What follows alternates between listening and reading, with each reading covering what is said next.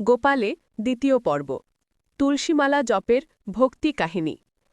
একদিন ভোরে গোপাল মালা হাতে বসে কৃষ্ণনাম জপ করছিল। সূর্যের আলো ধীরে ধীরে উঠছে, আর পাখিরা কূজন করছে। হঠাৎ গোপাল মনে মনে ভাবল, আমি নাম জপ করছি, কিন্তু ভগবান কি আমার জপ শুনছেন? সে কিছুটা দ্বিধায় পড়ল। তখনই তার গুরুজি এসে বললেন, বৎস গোপাল, কখনো সন্দেহ করো না, ভগবান সবসময় তার ভক্তের নাম শোনেন।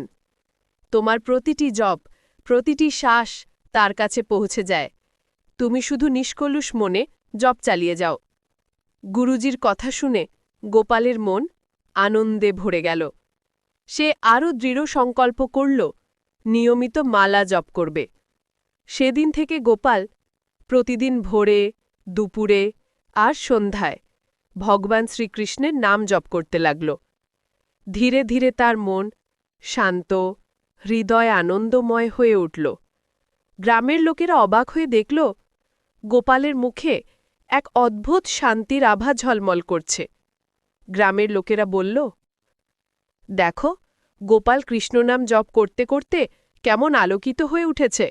নিশ্চয়ই ভগবান কৃষ্ণ তার উপর প্রসন্ন হয়েছেন। ভগবান সবসময় ভক্তের নাম শোনেন। শুধু সন্দেহ না করে ভক্তিভরে জপ চালিয়ে যেতে হবে। তৃতীয় পর্বে আবারও দেখা হবে আমার সাথে। সেই পর্যন্ত সবাই সুস্থ এবং সুন্দর থাকবেন। রাধে রাধে।